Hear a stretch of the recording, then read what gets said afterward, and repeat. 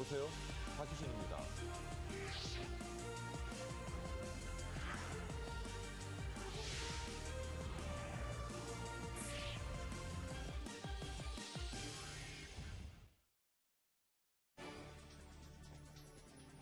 머니24 헤드라인입니다. 미국 뉴욕 증시가 추수감사절을 맞아 휴장했습니다. 23일에는 정상 개장하지만 오후 1시에 조기 폐장합니다. 그리스 추가 지원에 대한 최종 합의가 오는 26일 이루어질 것이라고 올리렌 유럽연합 집행위원이 밝혔습니다. 가계빚이 937조 원을 넘었으며 사상 최고치를 경신했습니다. 우리나라 첫 우주 발사체인 나라호의 재발사일이 오는 29일로 확정됐습니다. 애플이 아이폰 5가 다음 달 초 SK텔레콤과 KT 등을 통해 국내 시장에 출시될 것이라는 전망이 나왔습니다. 회사 돈 수백억 원을 횡령한 혐의로 기소된 최태원 SK그룹 회장에 대해 검찰이 징역 4년을 구형했습니다.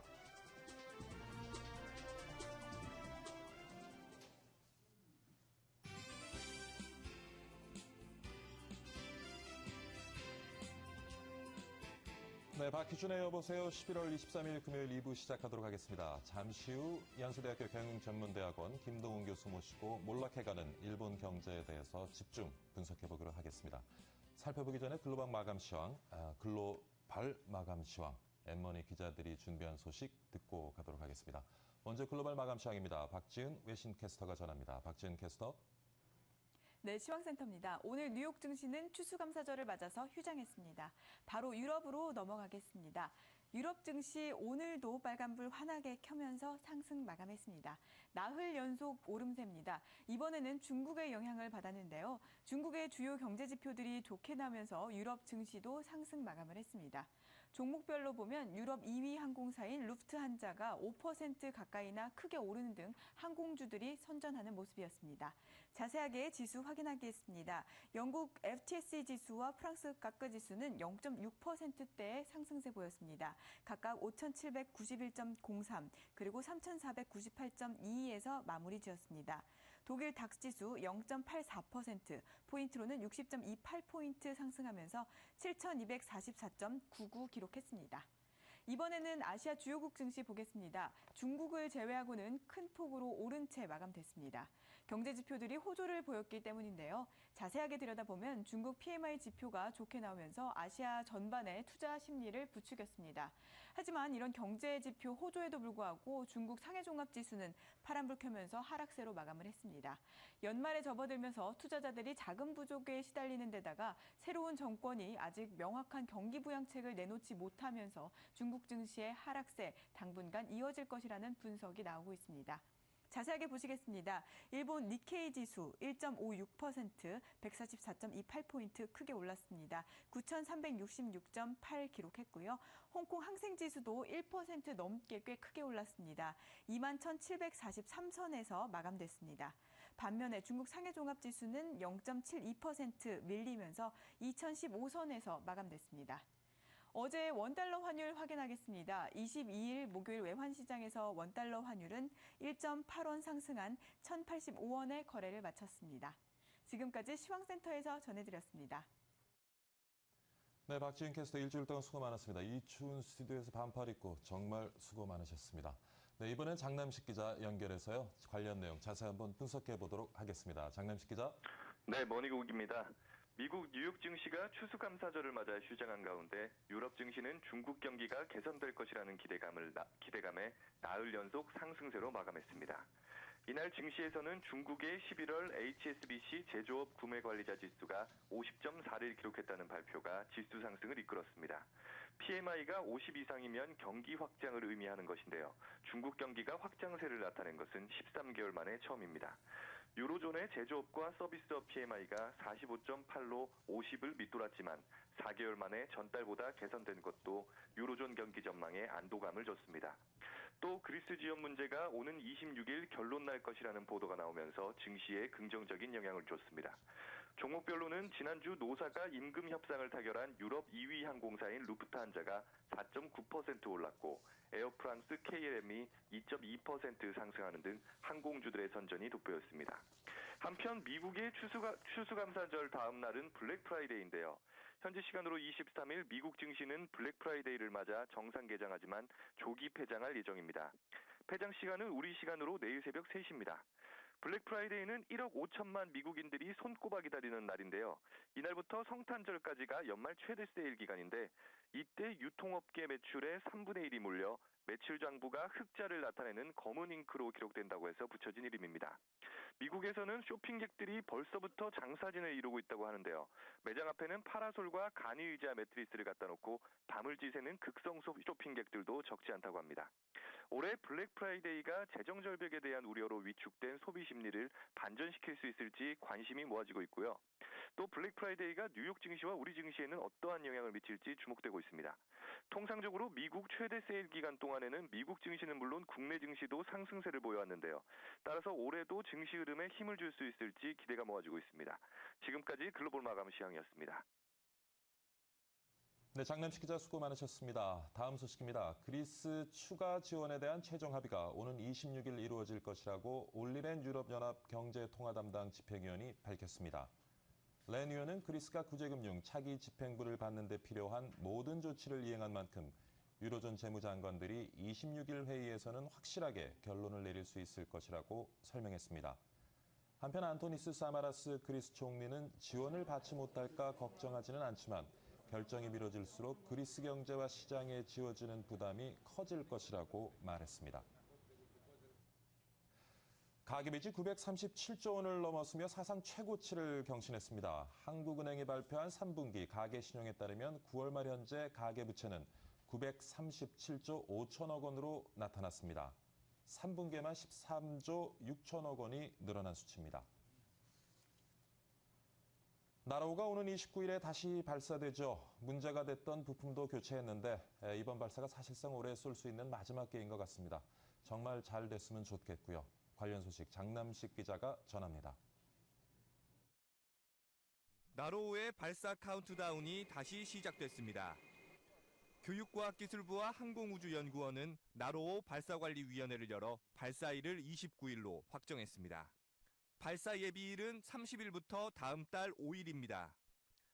29일에 발사가 이루어지지 않으면 나로우는 이 기간에 다시 쏘아 올려집니다. 발사 예정 시간은 오후 4시부터 6시 55분. 정확한 발사 시간은 기상 상황을 고려해 발사 당일 오전에 결정합니다. 지난달 26일 발사 예정이었던 나로우는 발사 직전 발사체와 발사대 연결 부분에 문제가 생겨 발사가 중단됐습니다. 이후 항공우주연구원은 새 부품을 러시아에서 가져와 교체했습니다. 교체 작업이 끝났기 때문에 나로우 1단에 현재 새로운 교체된 어댑터 블럭이 부착되어 있는 상황입니다. 그리고 다른 여러 가지 시험들을 계속 진행하고 있고. 나로우는 내일부터 이틀 동안 예행 연습을 거친 뒤 발사 이틀 전인 27일에 발사대에 장착됩니다. 교과부와 항우연은 이번 발사 시기를 놓치면 내년으로 발사가 미뤄질 수 있는 만큼 긴장을 놓지 못하고 있습니다. 엠머니 장남식입니다. 애플의 아이폰 5가 다음 달 초 SK텔레콤과 KT 등을 통해 국내 시장에 출시될 것이라는 전망이 나왔습니다. 구체적인 날짜는 아직 정해지지 않았지만 애플이 아이폰을 보통 금요일에 내놨다는 점을 비춰볼 때 출시일이 7일로 예상됩니다. 아이폰 5는 전작 아이폰 4S보다 더 길고 3G와 LTE 통신망을 지원합니다. 회사 돈 수백억 원을 횡령한 혐의로 기소된 최태원 SK그룹 회장에 대해 검찰이 징역 4년을 구형했습니다. 서울중앙지법 형사합의 21부 심리로 열린 결심 공판에서 검찰은 최 회장에게 징역 4년을, 동생 최재원 수석 부회장에게 징역 5년을 각각 구형했습니다. 검찰은 최 회장이 개인적인 이익을 위해 회사 자금을 동원했고 수사나 재판 과정에서 단 한 차례도 진지한 반성의 자세를 보이지 않았다며 반드시 실형이 선고돼야 한다고 밝혔습니다. NH농협은행은 10여 년 동안 맡아온 부산시 예산관리자 선정에서 탈락했습니다. 담당 본부장 대기 발령 계약 가처분 소송, 국민은행과의 갈등 등 후폭풍이 거셉니다. 서한한 기자가 전해드립니다. 농협은행이 부산시 특별회계업체 선정 탈락에 거세게 반발하고 있습니다. 부산시는 지난달 31일 2016년까지 시 예산을 관리할 금고선정업체로 일반 회계의 부산은행, 특별 회계의 KB국민은행을 각각 선정했습니다. 2001년 이후 특별 회계 담당인 부금고 업체를 한 번도 다른 은행에 내준 적이 없었던 농협은행은 충격을 받았습니다. 농협은 담당 본부장을 대기 발령 조치하고 서울에서 팀장급 직원을 부산에 급파했습니다. 법원에는 계약무효 가처분 신청도 제출했습니다. 평가 내역 중 사회기여 부분에서 국민은행보다 많은 금액을 제시했지만 오히려 낮은 점수를 받은 것을 받아들일 수 없다는 것입니다. 추가로 더 낼 수 있다 이렇게 얘기를 했었는데 그것은 공개경쟁 입찰 원칙이 완전히 위배되는 거죠. 입찰인데. 그러면서 법원 판결이 날 때까지는 부산시 예산관리 업무를 계속하겠다며 인수인계를 미루고 있습니다. 부금고 업체로 선정되고도 업무를 하지 못하고 있는 국민은행은 소가리를 하고 있습니다. 하지만 은행 간의 갈등으로 비춰질까 우려해 말을 아끼는 모습입니다. 한편 뒤늦게 정신 차린 농협은 제주도에서 제주은행을 제치고 일반 회계 담당 업체로 선정됐습니다. M머니 서한안입니다. 건강보험 지역가입자들의 보험료가 이달부터 평균 4,022원 오릅니다. 국민건강보험공단은 지역건강보험 가입자의 신규 소득과 재산 변동 내역을 반영한 11월 보험료 부과액이 전달보다 315억 원 증가했다고 밝혔습니다. 지역 건보료 부과 기준은 올해 11월부터 내년 10월까지 적용됩니다. 최근 국내 증시에서는 같은 업종 내에서도 옥석 가리기가 활발하게 진행되고 있습니다. 증권사가 투자 의견을 조정한 종목들을 살펴보면 이런 흐름이 한눈에 들어오는 것 같습니다. 박상정 기자입니다. 이달 들어 증권사의 투자 의견이 하향 조정된 종목은 46개, 상향 조정된 종목은 3분의 1가량인 16개에 불과합니다. 시장 분위기가 한껏 침체돼 있다는 반증입니다. 종목별 차별화라는 특징도 잘 반영하고 있습니다.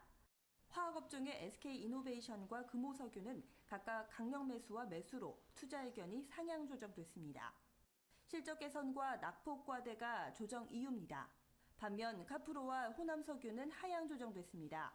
카프로는 지난 3분기 대규모 영업 손실을 기록했고 호남석유는 내년 실적 전망이 어둡다는 이유에서입니다. 조선업종에서는 조선 빅3에서 중소형사로 눈을 돌리는 분위기입니다. 지난 12일 한국투자증권은 현대중공업에 대해 사실상 올해 수주 목표치 달성이 어렵고 내년도에도 기대하기 힘들다며 투자 의견을 중립으로 낮췄습니다. 조선업황이 부진한 가운데서도 현대미포조선은 단기 수주 모멘텀이 가장 우수하다는 평가를 받으며 보유에서 매수로 투자 의견이 조정됐습니다. 자동차 부품주들은 전반적으로 하향 조정 리포트가 대부분이었지만 SL은 예외였습니다. 미국에 공장을 세웠고 그게 올해 대부분 투자가 다 끝납니다. 그래서 내년 초부터는 그게 돌아가기 시작할 거거든요. 그래서 중립에서 매수로 상향 조정을 했고요. 생명보험 업계에서는 동양생명이 상향, 한화생명은 하향 조정되며 엇갈린 평가를 받았습니다. M머니 박상정입니다.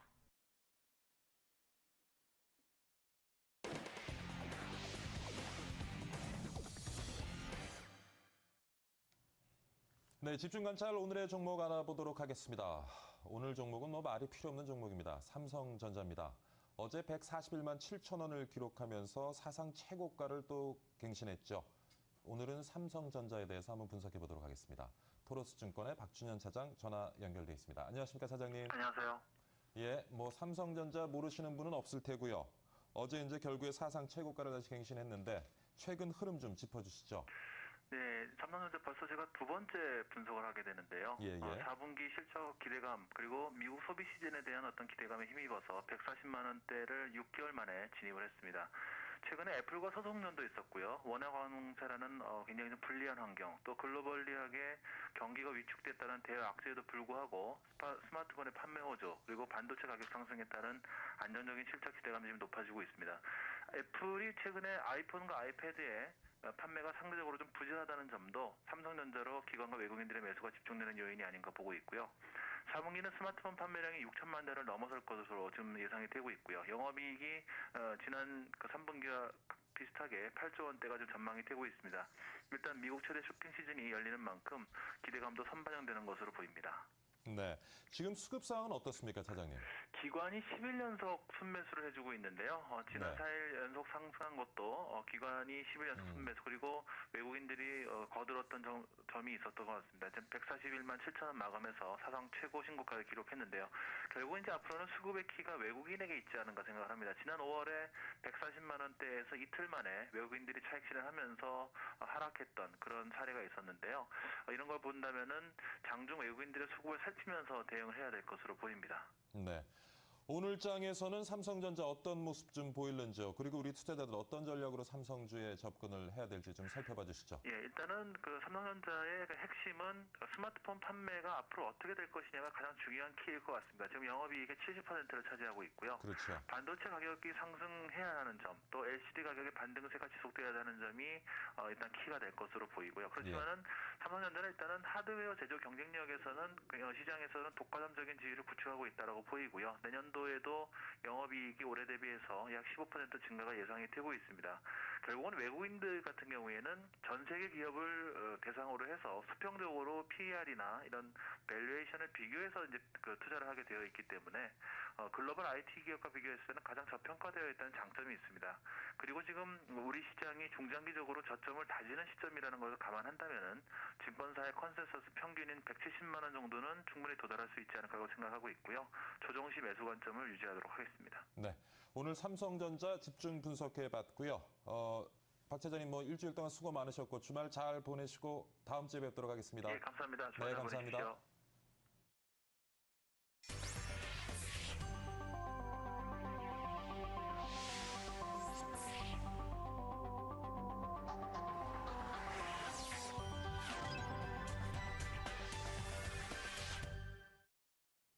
네, 최근에 일본 경제 매우 어렵습니다. 세계를 제패하던 가전기업들이 지금 줄줄이 무너지고 있고요. 최근에는 중국과의 센카쿠 분쟁을 겪으면서 어려움이 더욱 가중되고 있는 것 같습니다. 이 내용을 오늘 한번 살펴보도록 하겠습니다. 금요일마다 뵙는 분, 연세대학교 경영대학원의 김동훈 교수 나와 계십니다. 안녕하십니까, 교수님. 안녕하세요. 네, 일주일 동안 잘 지내셨죠? 잘 지냈습니다. 네. 자, 오늘은 일본 얘기 좀 해보려고 하는데요. 오늘 조가신문에서도 일본 관련된 기사들이 여기저기 있습니다. 네. 지금 하나는 보니까 소니, 파나소닉, 신용 등급이 정크로 내려앉았는데 얼마 전에 또 샤프도 그랬었고요. 네, 맞습니다. 요즘 최근 일본 기업 흐름 좀 살펴봐 주시죠. 네, 상당히 어렵죠 지금. 이 일본 옌이 한때는 $300당 300엔까지 갔었습니다. 근데 지금 80엔이죠. 그러니까 사실 굉장히 옌이 강해지며 이 수출이 상당히 약해진 거죠. 쭉 흐름을 보면 지금 현재 보면 이 일본의 이 전자제품 회사 소니, 파나소닉, 토시바, 샤프, NEC 다 합친 시가총액이 삼성 전자 한 회사 시가총액보다도 훨씬 낮습니다. 그러니까 한때는 삼성보다 훨씬 더 강했던 회사들이 불과 한 10년 사이에 이렇게 크게 무너졌습니다. 일본의 전체 전기전자업체들 시가총액을 합쳐도 삼성의 한 2배밖에 안 되는 것 같아요. 예, 맞습니다. 그러니까 이 옌 강세가 이렇게 큰 타격을 준 거죠. 최근 10년 사이에. 네. 그러면 지금 일본 그 기업들의 지금 어려움, 엔화 강세 있다고 보시는 건가요? 예, 일단 거기에 제일 큰 원인입니다. 그 외에는 또 어떤 원인들이 좀 있을 수 있을죠? 예, 일본이 이제 또 고령화 시대에 들어가고, 또 여러 가지 일본의 경쟁력이 일단 인구 사이즈나 여러 가지 봤을 때 이제 떨어졌지만 무엇보다도 이 옌 강세로 봐야 됩니다. 거기에다 또 최근에는 중국하고 이 정치적 갈등 때문에 또 중국의 수출이 또 악화되고 이 복합된 많은 원인이 있은 것 같습니다. 그래서 지금 무역 수지는 지금 적자를 보이고 있죠? 예, 일단 좀 그림을 좀 가져와 봤는데요. 보시면서 좀 얘기를 나눠보도록 하죠. 일단 이 첫 그림을 보시면 이렇게 10년 전에 이 일본 이 전자회사 시가총액하고 삼성하고 이렇게 큰 차이 있었습니다. 지금 보이네요. 네. 보시면 이 삼성이 이제 초록색이고 일본 전자회사들 합친 게 이제 빨간 줄이죠. 그 10년 전에는 역시 훨씬 더 많았죠. 삼성보다. 예, 예. 근데 쭉 내려오면서 1년 전서부터 이게 이제 큰 차이가 나면서 지금 현재 보면 그 삼성전자 한 회사가 일본 회사 5군데 합친 것보다 한 4배 더 큽니다. 시가총액이. 네, 네. 이렇게 큰 차이가 있었고, 그 다음 그림을 보면 이게 이제 달러당 옌 가치입니다. 예. 70년도 때는 350엔까지 갔던 옌이 예. 지금 현재 한 80엔. 그러니까 한 40년 사이에 이렇게 크게 그 일본 옌이 강해지며 지금 환율이 떨어지고 있고 예. 엔화는 강해지고 있는 강해진다는 거죠. 얘기죠. 이렇게 강해진 거죠. 자, 그러다 보니까 일본이 그 쭉 무역 흑자 나라였다가 한 1년 전서부터 이렇게 아주 이제 크게 버티다가 예. 이제 도저히 버티다 보니까 지금 무역 적자로 이제 내려온 거죠. 자, 그러다 보니까 일본 그 정치가에서도 예, 예. 이거를 이제 가만히 못 놔두고 또 전 세계적으로 지금 그 양적 완화, 이 금리 낮추고 화폐를 지금 다 가치를 내리려고 그러지 않습니까? 예, 예. 이거를 이제 영어로 race to debase. 예. 그러니까 이 환율을 낮추는 전 세계 그 경기가 벌어졌던 얘기입니다. 예. 그래서 경쟁적으로 지금 서로 낮추는 거죠, 예, 예. 가치를. 그래서 이번 그 12월 달에 이 수상으로 들어올 가능성이 많은 아베 예. 전 수상. 자민당 총재죠. 예. 예. 그분이 이제 공식적으로 이미 발표했죠. 이제 들어오면 이 인플레이션을 3% 타겟팅 하겠다. 예. 그 말은 예. 돈 가치를 더 낮추겠다는 얘기거든요. 자, 이렇게 되면 어제는 조금 한 발 물러선 것 같아요. 예, 2에서 맞습니다. 3%라고 또 네, 예, 예. 네. 근데 이제 이렇게 된다면 미국에서도 지금 달러 가치를 내리려고 그러고 예, 있고 예. 또 일본에서도 지금 그 수출을 활성을 시키기 위해서 옌 가치를 또 낮추려고 그러니까 이거는 양쪽에서 이 우리나라 그 원은 압력을 받을 수밖에 없는 거죠. 어떻게 해야 됩니까? 자, 그렇지만 이게 또 이 양쪽 면이 있는 것 같습니다. 예, 예. 왜 그러냐? 일본을 보면 지금 일본이 이 정부가 1년에 쓰는 지출, 총 지출의 예. 반을 돈을 빌리는 겁니다. 그러니까 일본 총 정부 지출의 예. 반은 빚입니다. 그러니까 반은 세금으로 거두고 예. 반은 그러니까 빌린 지출의 돈. 반이 빌린 돈의 이자를 갚는 데 사용되어진다는 얘기시죠. 그러니까 예. 이제 그렇고요. 그만큼 이 채권, 돈 빌리는 게 중요하다는 얘기죠. 지출에. 예, 예. 그다음에 지금 무역 수지는 적자고 재정 수지는 아직은 흑자죠. 아니죠. 재정 수지가 큰 적자죠. 경상수지가. 경상수지가 예, 아직, 맞습니다. 예, 예. 네. 자, 그러다 보니까 채권을 더 발행해야 되거든요. 무역 적자가 나면. 예, 예. 그러니까 이미 많은 채권을 발행하는데 더 채권을 발행해야 된다는 얘기죠. 예. 무역 적자가 더 크게 나면서. 두 번째, 이 돈을 많이 빌리다 보니까 예. 거기에다 내는 이자가 1년에 세금으로 들어오는 거에 반을 차지합니다. 자, 이렇게 되면 이게 돈을 막 빌려가지고 이 이자를 계속 크게 갚으면 이게 아주 큰 재정 혼란이 올 수밖에 없거든요. 자, 그러니까 일본이 한편으로는 옌 가치를 내리며 이 수출을 활성해야 되겠지만 한편으로는 이게 바로 돈을 더 빌리고 금리를 더 내릴 수밖에 없는 입장이니까 이게 굉장히 위험한 겁니다. 그래서 이렇게 하겠다고 하긴 했는데 일본 정치가에서 이게 아주 또 큰 일본의 혼란이 올 수 있으니까 이게 아주 굉장히 uncertain outcome입니다. 물론 이제 양적 완화를 하면서 예. 경기 부양이라는 큰 목적을 가지고 지금 접근을 하고 있는데 예. 그게 이제 생각한 대로 작동이 되어지지 않으면은 예. 지금보다 더 안 좋은 상황으로 갈 수 있다 이런 말씀이시죠? 예, 그리고 그거를 우리가 20년 동안 쭉 보면요. 미국이나 유럽이나 또 일본이나 사실상 큰 양적 완화 정책으로 시도를 했는데 일본이나 미국이나 유럽 경기에 큰 효과 줬다는 거는 미진합니다. question mark입니다. 그 말은 통화 정책만 가지고 경기 부양을 한다는 거는 이게 이제 상당히 이 의문점이 있고요. 반대면 지금 이제 언론에 많이 나오는 이 저금리 시대. 예. 이게 이제 저금리 시대로 가지 않습니까? 예, 예. 경기 부양을 한다고 금리를 이렇게 크게 내렸는데 반대면 돈을 그 저축하는 사람들한테는 예. 이게 큰 피해거든요. 예, 예. 그러니까 이제 내가 돈을 저축해가지고 그렇죠. 그 이자를 가지고 이 생활을 하는 사람들 안전하게. 예. 그러니까 안전하게 저축하려는 분들한테는 이게 큰 피해입니다. 그러니까 정부에서 통화 정책만 가지고 예. 경기 정책, 경기 부양을 한다는 거는 상당히 퀘스천 마크고 저는 개인적으로 그렇게 찬성을 못 하겠습니다. 양쪽 안으로 나타날 수 있는 현상 중에 하나가 이제 금리가 인하되는 건데 예. 사실 일본 같은 경우는 고령화 사회란 말이죠. 예. 그래서 이제 예금하고 이자로 생활하시는 그런 분들이 많은 상황에서 금리가 예. 자꾸 떨어지게 되면 네. 오히려 경기가 더 위축될 수도 있다 하는 지금 말씀을 해주시는 예. 거죠. 그 두 번째, 이 전 세계적으로 이 금리를 쭉 내렸는데 예. 미국, 유럽 예, 예. 그거를 가지고 경기 효과가 아직 뚜렷하게 안 나고 있습니다. 사실 때 따라서 이게 이제 주식시장 좀 더 이 금융 그 좀 더 위험한 금융 자산 시장을 활성화한 효과는 있긴 있었는데 예. 전체 실물 경기에 크게 그 기여했다는 거는 아직 퀘스천 마크라고 볼 수 있다고 봅니다. 네.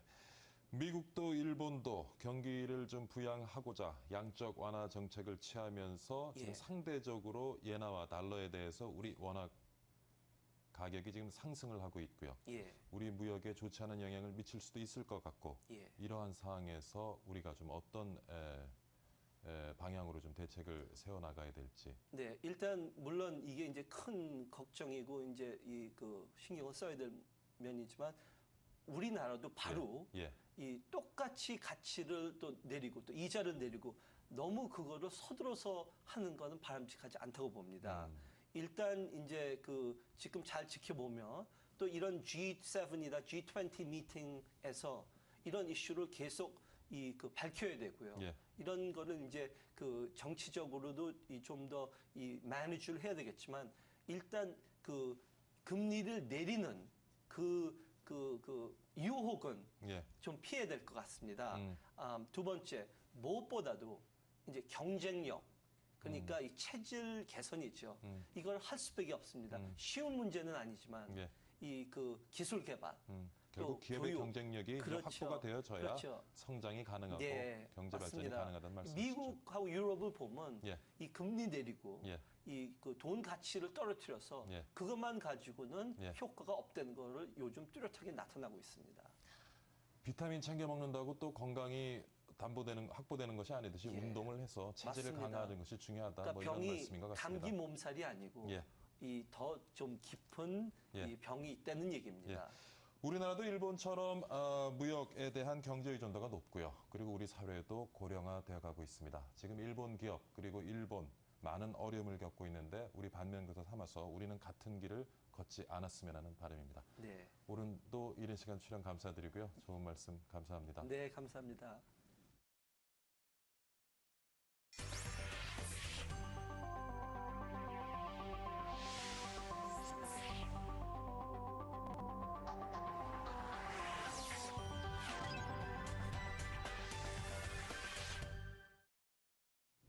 네, 다음 이슈 짚어보도록 하겠습니다. 중앙정부부처의 세종시 이전이 본격화되면서 중강남급으로 불렸었죠. 과천 상권이 무너지고 있다고 합니다. 휴업, 폐점하는 가게들이 속출하고 있고요. 들어오는 임차인이 없다 보니까 이제 권리금도 아예 사라진 곳도 많다고 합니다. 자, 먼저 얼마나 어려운지 상인들의 목소리 한번 직접 들어보도록 하겠습니다.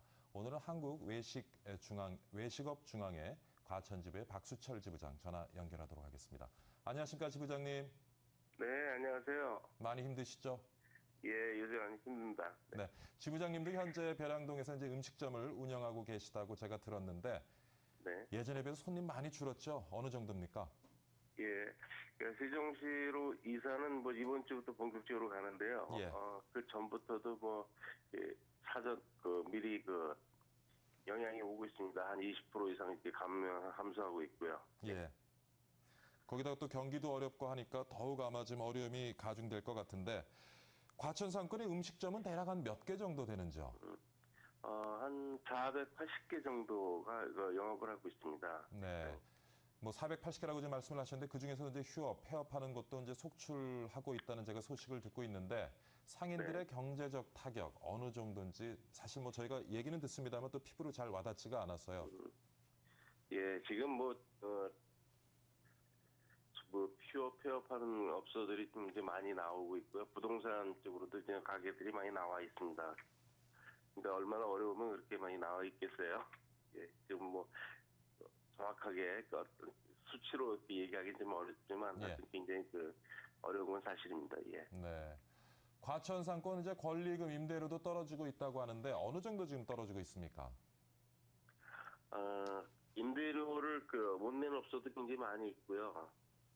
권리금 같은 경우는 거의 지금 뭐 없다시피 하는 지금 가게도 굉장히 많이 나와 있습니다. 네, 어쨌든 뭐 빨리 대안이 좀 세워져야 할 것 같은데요. 문제는 과천청사에 이주해올 새 입주 기관들의 입주 시기가 아직 확실하게 정해지지 않았다는 데 있는 것 같습니다. 여기에 대한 대책도 빨리 세워져야 할 것 같은데 어떤 대책이 필요하다고 보시는지요? 우선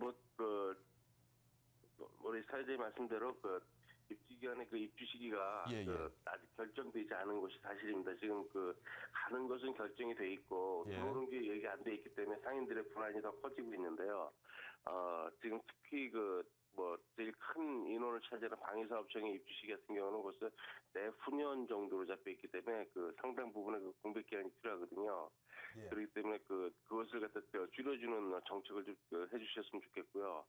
과천 같은 경우는 지금 이렇게 빠진 원래 청사가 있어서 존재하는 도시였기 때문에 저희 청사가 빠졌을 때에 대한 과천 지원 특별법 같은 것도 의회에서 국회에서 만들어 주셔가지고 좀 신경을 좀 많이 써주셨으면 좋겠다는 생각을 하고 있습니다. 네.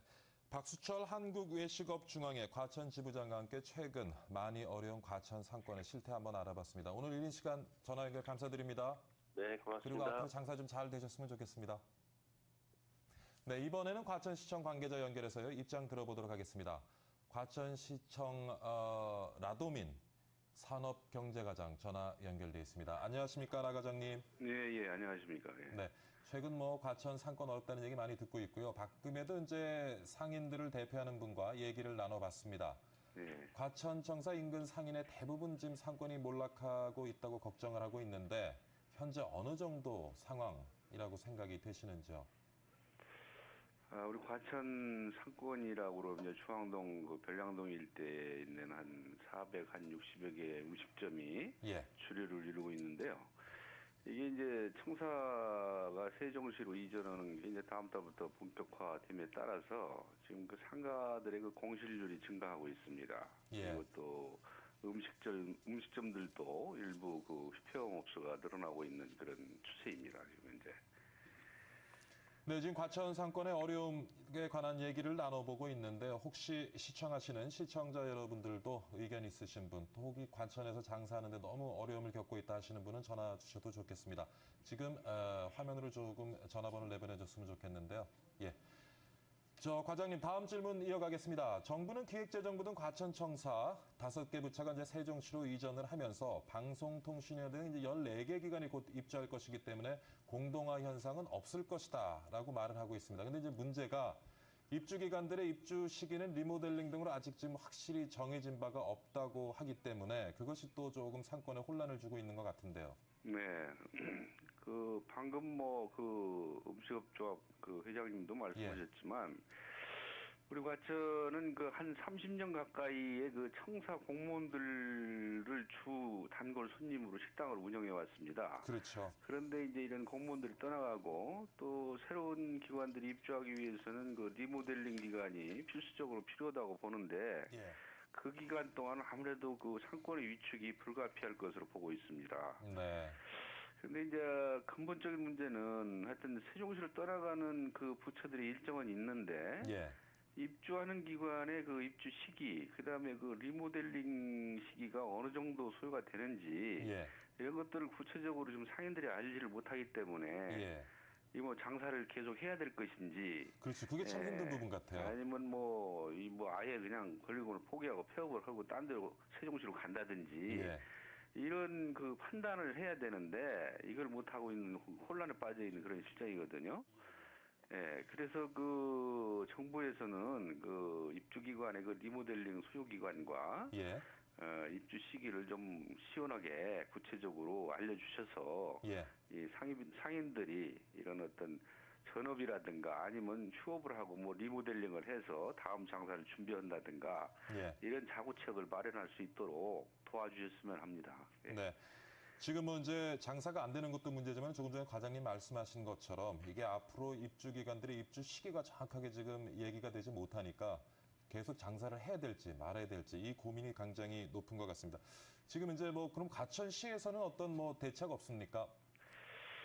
저희들의 뭐 대책 이제 한계가 있지만요. 어쨌든 그 중앙정부에다가 이제 그 청사 리모델링 기간을 하여튼 최단기간으로 줄여서 그런 그 공백 기간을 최소화해 줄 것을 이제 건의를 했고요. 또 이 그 청사가 이제 입주하면서 생기는 그런 공백 기간 동안에 하여튼 잔류하고 있는 공무원들이라도 시내 그 식당을 이용할 수 있도록 청사 그 구내 식당을 전면 그 휴무제를 해줄 것을 강력하게 요구를 했습니다. 그리고 또 우리 자체적으로는 우리 이제 시청 구내 식당 휴무를 이제 확대해서 그것도 외주 조사하는 거 아닌가요? 아닙니다. 그건 이제 우리 자체적으로 운영하시고요. 그렇다면 가능한 얘기겠네요. 그래서 이제 우리 직원들도 시내 음식점을 이제 이용하도록 유도를 하고 있고요. 또 관내에 이제 기관들 또 이제 시민들한테도 이제 지금 상권이 어리기 때문에 이런 살리기에 그 동참해 주실 것을 이제 홍보하고 요청하고 있습니다. 그럼 그 아울러서 그 가게 이제 인테리어 그 리모델링 등을 하고자 하는 상인들한테는 저희가 저리로 이제 융자 알선 지원 사업을 하고 있고요. 그것도 굉장히 실효성이 있을 것 같네요. 그다음에 이제 노후 상가시설 개보수하는 상가시설 현대화 지원 사업이 있어요. 또 이제 금년도 이제 계속을 해왔지만 내년에도 계속 지원할 예정입니다. 네. 자, 아무튼 뭐 과천시에서 조금 고민도 해주시고요. 지원책을 마련해 주셔서 그 주변 상권의 상인들 공동화 현상으로 조금 받을 수 있는 피해가 최소화될 수 있도록 좀 노력해 주시기 부탁드립니다. 예, 감사합니다. 네, 나 회장님 아침 일찍 전화 연결 감사드리고요. 네, 수고하셨습니다. 감사합니다. 네.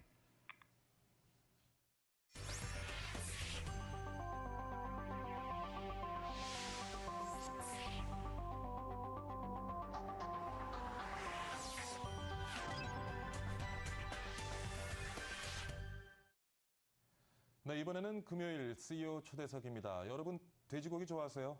오늘 같은 이제 금요일 저녁이면 친구들하고 삼겹살에 이제 소주 한잔 딱 이렇게 나누면서 얘기하면은 참 좋죠. 그런데 시청자 여러분은 이 돼지고기가 우리 식당에 오르기까지 어떤 과정을 거치는지 혹시 잘 알고 계시는지요? 오늘 모실 CEO는요, 우리 식탁에 깨끗하고 좋은 품질의 돼지고기를 제공하기 위해서 밤낮으로 뛰고 계신 분입니다. 주식회사 신화의 유영철 대표 스튜디오에 모셨습니다. 안녕하십니까? 안녕하십니까? 네. 반갑습니다. 네. 회사가 보니까 전라도에 위치를 하고 있네요. 그럼 오늘 아침에 올라오셨어요? 네, 오늘 그 새벽 2시에 제가 출발을 해가지고요. 네. 전주에서 출발해서 한 6시에 도착을 한 것 같습니다. 아이고, 오늘 일찍 나오시느라고 좀 피곤하시겠습니다. 예, 애썼죠. 예. 근데 그 출퇴근 거리는 힘들 것 같습니다. 아, 그렇죠. 예. 근데 이게 주식회사 신화, 이름이 신화예요. 신화하면서 딱 떠오르는 게 뭐 가수 신화도 떠오르고. 네. 그리고 이렇게 오늘 대표님 차림새도 보니까 뭐 신화 만만치 않으신데. 고맙습니다. 예, 기업 이름을 신화로 정하신 이유가 무엇인지요? 저희 그 신화는 그 새로운 신자를 씁니다. 새로운 신자를 쓰기 때문에 뭔가 그 축산물 업계에 좀 그 혁명을 일으키고 리더가 되어서 새롭게 이룬다. 즉 차별화하여 대성한다는 그런 뜻을 가지고 있습니다. 아주 좋은 이름인 것 같네요. 고맙습니다. 근데 돼지고기 유통 사업을 시작하게 된 계기가 있으실 텐데요. 돼지고기 좋아하시는죠? 예, 저도 돼지고기 상당히 많이 좋아하고요. 예. 제가 이제 돼지고기 많이 드셔서 그런지 피부가 아주 고우시네요. 예. 예. 그 사업을 시작하게 된 계기가 이제 제가 예전에는 반도체 회사에 많이 근무를 하다가 반도체 회사에 근무하시다가 참 계속 얘기하시죠. 예, 그래서 어머니를 모시러 이제 전주에 내려가게 됐거든요. 그래서 그 어머니들 그 모시러 갔을 때 이제 그쪽에는 이게 반도체 회사가 없었습니다. 근데 이제 그때 당시에 그 축산물 업계는 문제점이 좀 많이 있었습니다. 예. 이렇게 뭐 신문지로 고기를 이렇게 싸서 이렇게 손님들한테 준다던가 상당히 비위생적이죠. 예, 예. 또 그 소비자들이 그 고기에 대한 정보가 없어가지고 찌개거리 한 건 주세요. 아니면 이 국 끓여 먹을 거 한 건 주세요. 아니면 구워 먹을 거 한 건 주세요. 해서 적정 부위를 적정 가격에 못 구워 사고. 먹는 게 구워 먹는 거 말씀하시는 거죠? 예. 전라도 사투리입니다. 예. 그렇게 해서 이렇게 소비자가 적정 가격에 그 적정 부위를 사야 되는데 비싸게 그 구매하는 그런 부분들이 있어서 거기에 대한 그 유통 구조를 많이 개선시키려고 노력을 하게 되었습니다. 예. 그러셨군요. 예. 그런 계기로 해서 이제 뭐 돼지고기 유통 사업을 시작을 하셨는데 그 사업 초기에 어떤 사업을 안정하기 위해서 가장 많이 기울였던 노력 어떤 것들이 있습니까? 이 사업이라는 게 쉬운 건 아니지만 가장 이 안정화시키려고 했던 부분보다는 무조건 열심히 하려고 했던 부분들이 가장 중요했던 것 같습니다. 그래서 뭐 제가 거의 6시에 일어나서 밤 10시, 11시까지 한 18년간 일을 해왔거든요. 그런 부분에서 이렇게 성실, 노력, 그런 부분들이 이 사업의 그런 기반과 모티브가 된 것 같습니다. 예. 근데 오늘 제가 이렇게 차림새를 뵈니까 넥타이도 굉장히 화려하시고 고맙습니다. 돼지고기랑은 매치가 잘 안 되는 것 같은데 그 부분도 좀 일부러도 신경을 많이 쓰시는 부분이신지요? 그렇죠. 이것도 그 하나의 사업이고 그 사람들은 3D 업종 하는데요. 지금 현재 가장 중요한 것이 사람들이 3D 업종을 3D 업종으로 여기지 않는 것이 가장 중요하다고 보거든요. 더러운 일일수록 더 깨끗하게 처리하고 또 멋도 내고요. 또 이렇게 어려운 일일수록 좀 쉽게 만들고 또 이렇게 긍정적으로 생각을 좀 하고요. 또 위험한 일일수록 좀 안전하게 만들고 또 거기에 대해서 좀 이렇게 모험을 즐기듯이 일을 즐길 줄 아는 그런 마인드만 있다면 어떤 사업이든지 다 성공할 수 있다고 저는 확신합니다. 예, 아주 용기를 주시는 말씀. 고맙습니다. 예. 사업하시고 얼마 만에 좀 이렇게 좀 돈이 벌리시던가요? 제가 지금 많이 버시죠? 예. 지금 뭐 매출이나 이런 수익 같은 건 어느 정도 됩니까? 회사 저희가 규모가? 지금 그 매출은 저번에 이제 저희가 구제역을 겪고 나서 좀 어려움이 있었는데요. 그때 좀 어려우셨죠. 600억 정도 지금 매출을 제가 올리고 있습니다. 그리고 수익성은 제가 작년 구제역을 겪었어도 한 10억 정도 난 것 같습니다. 그러면 그 정도 매출을 만드실 때까지 시간은 한 어느 정도 걸리셨나요? 시간은 저희가 한 열심히 일하고 이제 셀로포크가 그 소비자한테 이제 인식이 되면서 한 6, 7년 정도 6, 7년 정도요? 걸린 것 같습니다. 그러시군요. 6, 7년 만에 지금 아까 얼마라고 말씀하셨죠? 매출을? 지금 600억. 600억 매출의 이제 회사를 만들어내셨는데 뭐 6, 7년 동안 600억 매출의 회사를 만드시면서 가장 중점 둬서 도입하고 운영했던 어떤 경영 시스템 같은 것이 있으면 좀 소개를 해주시죠. 그 경영 시스템은 뭐 모든 회사는 다 똑같습니다. 기본 시스템은 당연히 다 갖춰야 될 부분이고요. 저희 회사의 특징이 있다면 저희는 이제 셀럽포크의 브랜드 인지도를 높이기 위한 시스템을 많이 도입을 했는데요. 한 예를 들어서 이 셀럽닷컴이라는 그런 이제 그 인터넷 쇼핑몰을 개설하고 또 저희가 이 그 소비자한테 이제 인식을 인정을 받으려면 그 브랜드 품질 인정을 받아야 되거든요. 그래서 이렇게 전라북도 우수 브랜드인 바이전북 인증을 받고요. 또 소시모 인증을 받고요.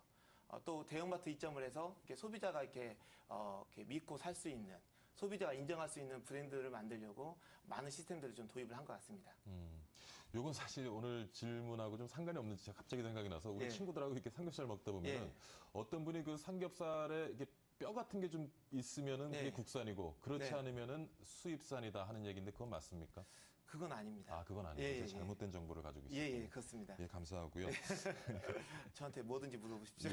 아까 이제 구제역 얘기하셨어요. 사실 이제 구제역 겪으시면서 힘드셨을 텐데 아까 말씀하신 걸 제가 들어보면 구제역 겪으면서 힘들었지만 그래도 계속 성장해서 매출 600억을 만들었다 하는 말씀을 하셨는데 어떻게 구제역의 위기를 극복을 하셨는지요? 많이 힘드셨죠? 그때 힘드시기는?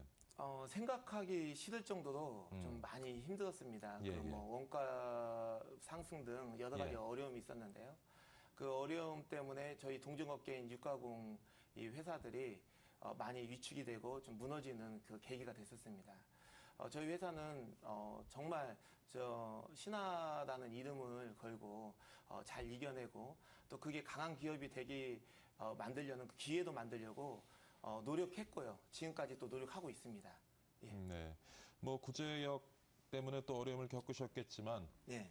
사실 제가 보기에 연배가 그렇게 높으신 것 같지는 않은데 젊은 나이에 이제 그 돼지 유통업, 돼지고기 유통업을 하시다 보면 뭐 많은 어려움들이 있었을 것 같아요. 예. 뭐 재미난 사례들 있으면 뭐 겪었던 어려움이라든가 그런 것이 또 어떠한 우리 대표님의 노력에 의해서 극복이 되어졌는지 그런 좀 재미난 얘기 좀 들려주시죠. 예. 뭐 죄송합니다. 어려움을 겪으신 얘기인데 제가 재미난 얘기라고 말씀드렸어요. 아니요. 저는 지금은 이제 성공하셨기 때문에 재미나다고 얘기할 수가 있겠죠. 그 뭐든지 다 누구나 다 시련은 있는 것 같아요. 뭐 저도 마찬가지로 시련이 있었고요. 근데 그 시련을 열거하는 것보다는 가장 중요한 게 그 시련을 극복해서 그 성장의 그 기반으로 만드는 것이 가장 중요한 것 같습니다. 그래서 시련은 중요한 게 아닙니다. 극복해야 될 과제고요. 그 극복해야 될 과제가 가장 또 멋진 일이거든요. 그래서 이렇게 멋지게 된 것 같습니다. 딱 생각나시는 지금 뭐 굉장히 어려웠던 사례 같은 거 하나 없으세요?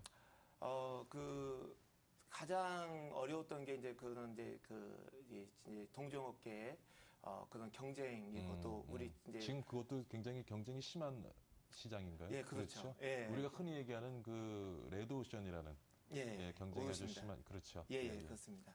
그래서 뭐 또 이제 노하우 같은 게 저희는 이제 거래처를 하고 이렇게 유통을 하다 보면 이렇게 저희 이제 노하우가 되거든요. 그 이제 거래처에 대한 단가라든가 또 거래처에 대한 위치, 주소, 또 매출 그런 부분들이 또 직원들의 그 서로 이렇게 그 좀 배신을 통해서 또 타종의 그 정보가 유출된다든가 그런 어려움들이 많이 있었는데 지금 다 극복하고 있습니다. 어떻게 극복을 하십니까? 배신하는 직원은 어떻게 합니까? 그 이제 시스템이 가장 중요한 것 같고요. 또 그런 또 배신하는 직원들은 또 다른 업종에 가서도 또 다른 배신을 합니다. 그래서 저희가 그런 부분에 신경 쓰기보다는 더 공격적인 전략을 해서 앞으로 우리가 나아갈 방향을 더 열심히 하는 것이 가장 올바른 대처이고 처신인 것 같습니다. 자, 지금 뭐 시청하시는 분들 중에도 시위를 꿈꾸는 젊은이들이 있을 겁니다.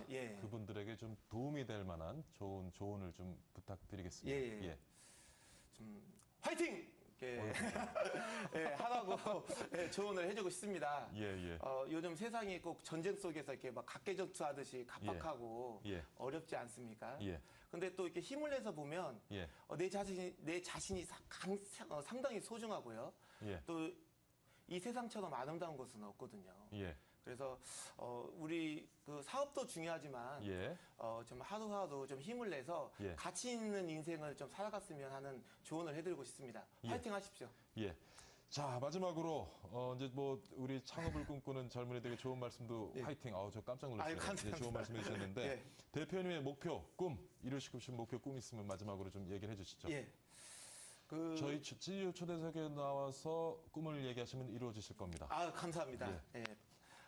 뭐 누구나 다 한계는 있지 않겠습니까? 뭐 저도 마찬가지로 한계가 있고요. 그래서 이 좋은 기업과 좋은 인재들을 만나서 같이 협력해서 제가 평생 혼자 노력해서 이루지 못할 업적을 단기간에 이루는 게 큰 꿈이고요. 특히 인재들은 저희 회사에 오십시오. 제가 꼭 모시겠습니다. 그래서 저는 세상이 좀 어려운데 이렇게 좀 나라에 기여하는 기업, 좀 힘이 되는 기업이 되는 게 제 큰 목표고 지금 노력하는 과정입니다. 열심히 하겠습니다. 네, 오늘 신하 대표 윤영철 신하그룹의 신하 주식회사 신하의 윤영철 대표와 함께 성공 뒷얘기, 재미난 얘기를 나눠봤습니다. 마지막으로 뭐 화이팅 한번 하면서 마치시죠. 하나, 둘, 셋, 화이팅! 감사합니다. 박희준의 여보세요 여기서 마치도록 하겠습니다. 주말 잘 보내시고요. 월요일 다시 건강한 모습으로 찾아뵙겠습니다. 시청해주신 여러분 정말 감사드립니다.